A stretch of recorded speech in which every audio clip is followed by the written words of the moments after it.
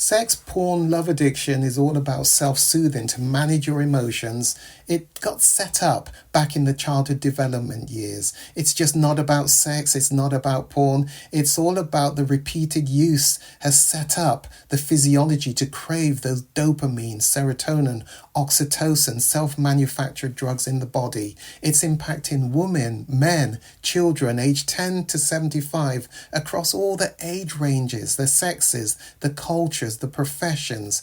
It increased exponentially during COVID lockdown and impacting so many lives. The Kairos Center has created the first online comprehensive sex, porn, love addiction. It's a video on demand recovery program which you can access from anywhere in the world and begin to see identifiable changes just within 6 weeks of beginning this weekly program. Kairos means your appointed time.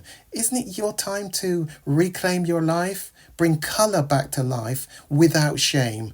Click the link below and begin your journey. You owe it to yourself and to others.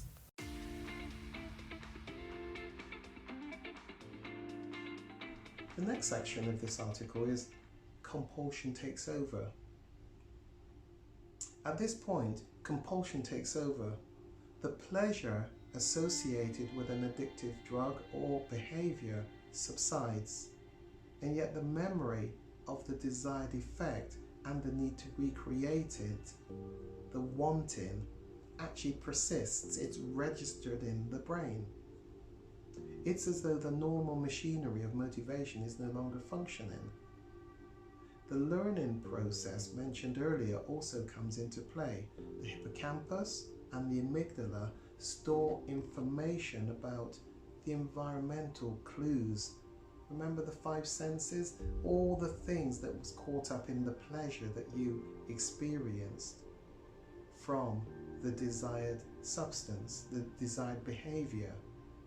So it can locate it, find it again. Can you see where in childhood, where you came across your dad's stash of porn, you came across an image and the brain registered it as wow, lush. And that first experience on the brain that gave you a sensation, a feeling of wow, is registered, is locked into the memory system of the brain. So what you're doing is going in search of a repeat of that high 5, 10, 15 years later. Hence surfing the net, hence trying to find that ideal image. You do find it, but it only lasts a matter of seconds before you move on to find the next high, the click of the mouse. Because you've adapted, you move on to find yet the next. So surfing for hours and hours and hours. The hippocampus and the amygdala store the information of the high that you got. And these memories help create a conditioned response, intense craving, whenever the person encounters a similar environmental situation. Whenever you find yourself in that situation, you want to replicate the self-soothing behaviors.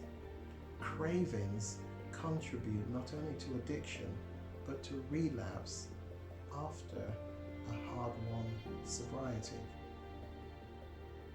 Contributes to relapse. I've got to have it, I've got to have it. A person addicted to heroin may be in danger of relapse when they see a hypodermic needle. While another person might start to drink again after seeing a bottle of whiskey. What is it that triggers you in terms of your sex, porn, love addiction? Conditioned learning helps to explain why people who develop an addiction risk relapse, even years after abstinence. Let me read you another article about brain functioning and trauma. We know from both clinical research and brain studies that childhood trauma impacts the development of the brain, and that trauma at a young age, remember, Don't look for this major traumatic event. I've always said the 6-year-old whose action man was stolen by the child down the road and wouldn't give it back. That is trauma for that child, particularly where they remember it 10, 20, 30, 40 years later and are relating that experience to me in my office. That was trauma at that time. So let me read that again. We know from both clinical research and brain studies that childhood trauma impacts the development of the brain, and that trauma at a young age can make a person vulnerable to several mental health illnesses as well as addiction. Recently, researchers have made advances into understanding exactly why this is, specifically how trauma is linked to depression and addiction. Childhood trauma gears the amygdala, the brain's threat detection center, to be on constant alert for threat, leading to chronic fear, anxiety, feelings of vulnerability. Individuals who were abused or neglected in childhood are more likely to develop post-traumatic stress disorder as adults.